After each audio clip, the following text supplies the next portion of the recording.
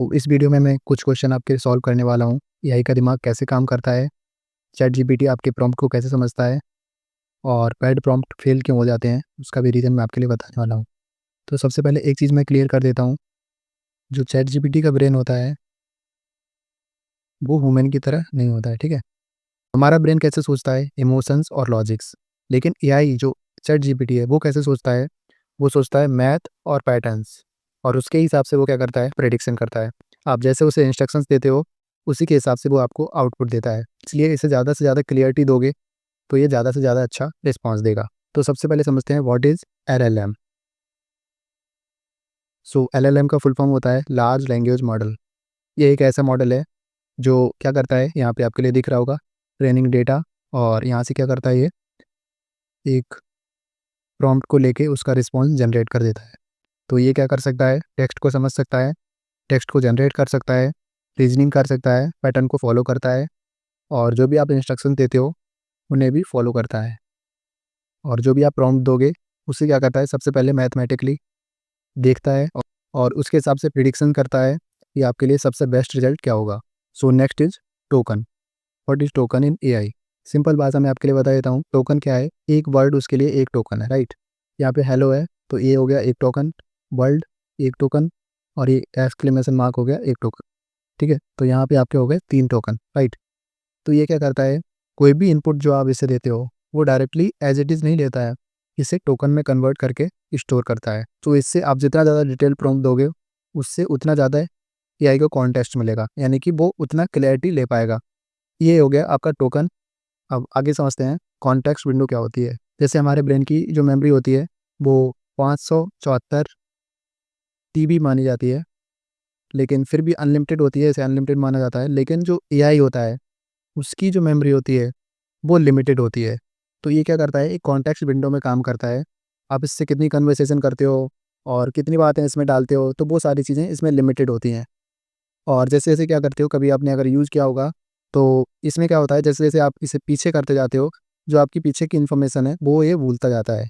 तो इसे फिर से रिमाइंड कराना पड़ता है कि आपको ये करना है। अब सबसे इम्पोर्टेंट कॉन्सेप्ट आएगा हमारा, एआई जो है प्रेडिक्शन कैसे करता है, अगला वर्ड उसे पता कैसे चलता है। जैसे मान लो क्या हुआ, आपने उसे बताया the cat sat on the, इसके हिसाब से अब इसे कैसे पता चलेगा कि अगला जो वर्ड आएगा, आपको तो पता है, आपने पढ़ा हुआ है, लेकिन इससे कैसे पता चलेगा कि अगला जो वर्ड आएगा, वो कौन-सा आने वाला है? सो इसमें क्या होता है, प्रोबेबिलिटी कैलकुलेशन होता है। बहुत सारे वर्ड इसके पास होते हैं, तो यहाँ पर आपके लिए दिख रहे होंगे mat, floor, sofa, sale, final, और भी बहुत सारे वर्ड्स होंगे। तो ये क्या करता है, कैलकुलेशन करता है, सबको एक परसेंटेज मिला होता है, राइट? तो जिसका परसेंटेज सबसे ज़्यादा होगा, वही आपका राइट आंसर होगा। ये कैलकुलेशन करता है कि कोई भी ऐसा नहीं होता है, कोई कहीं से बात सुन ली और वो आपके लिए बता देगा। ये प्रिडिक्शन करता है अपने लॉजिक के हिसाब से। और इसमें 2-3 पॉइंट हैं जो सबसे ज़्यादा इम्पोर्टेंट हैं, वो ये रिकॉग्नाइज़ करता है, उसी के हिसाब से आपके लिए रिस्पॉन्स देता है। So number 1 is input tokenization, आप राइट डाउन कर सकते हो। Number 2 pattern matching. Number 3 intent detection. Number 4 reasoning, and number 5 is output. So ये 5 स्टेप्स फॉलो करता है कोई भी नेक्स्ट आंसर प्रिडिक्ट करने के लिए। सो अगर आप कोई भी इसे रॉन्ग प्रॉम्प्ट देते हो, उसका क्या इफ़ेक्ट पड़ता है, वो भी हम देखने वाले हैं। अगर आप कोई भी रॉन्ग प्रॉम्प्ट दोगे और उसमें कोई भी डिटेल नहीं लिखोगे, ऐसे ही बाइट कुछ भी कर दोगे, तो ये क्या करेगा, सारी तरफ से कोई कोई इन्फॉर्मेशन लेगा और आपके लिए कोई ना कोई आंसर दे देगा। चलो इसे देखते हैं चैट जीपीटी से पूछ के। कहते हैं राइट समथिंग अबाउट हेल्थ।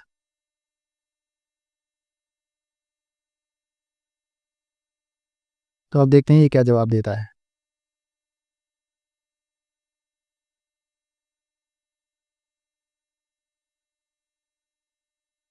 अब इसने क्या किया, यहाँ से लेकर यहाँ तक क्या कर दिया, कुछ भी रैंडम फैक्ट उठाया और आपके लिए दे दिया।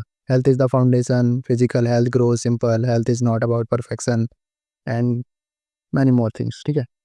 तो अब यही क्या हो गया, कन्फ्यूज़ हो गया। उसे यही नहीं पता चल रहा है कि आप कौन-सी हेल्थ की बात कर रहे हो आप।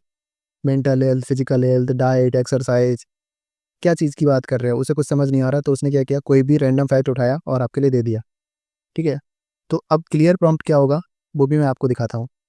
सो अब मैं लिखता हूँ एक क्लियर प्रॉम्प्ट और उसका जवाब क्या होगा, वो भी मैं आपको दिखाता हूँ, ठीक है?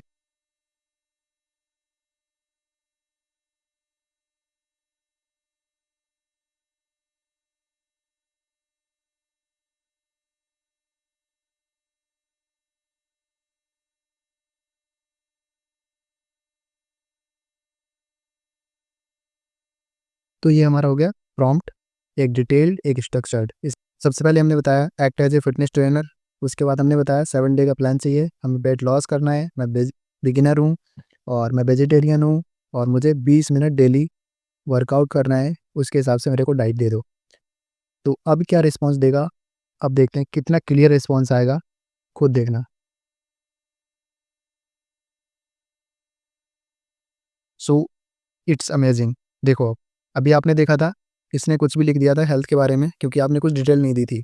अब देखो, जनरल गाइडलाइन यहाँ पे आपके लिए मिल जाएँगी। इसने बताया है कि ड्रिंक वाटर करना है, ये many more things, avoid sugar, fried foods, and ये आ गया हमारा 7 डेज़ वेट लॉस प्लान।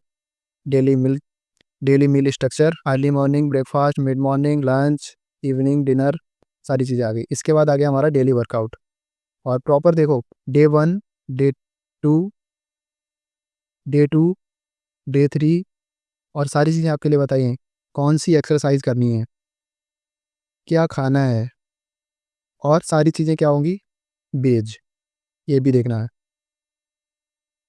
ये आ गया हमारा डे 4 और उसके बाद आ गया हमारा डे 5 अपर बॉडी एब्स और इसमें भी आपका वर्कआउट, डाइट, एंड ये आ गया हमारा डे 6 और ये है हमारा डे 7 फुल बॉडी स्ट्रेच। एक राइट प्रॉम्प्ट देने में डिफरेंस क्या है और एक बैड प्रॉम्प्ट देने में डिफरेंस क्या है, आपको यहाँ पर दिख गया होगा। इसकी वीडियो हमने जितना भी सीखा है उससे आपको अपने दिमाग में रखना है और उसी के हिसाब से अब आगे प्रॉम्प्ट देना है।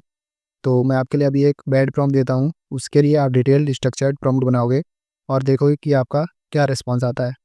तो आपका टॉपिक रहेगा टाइम मैनेजमेंट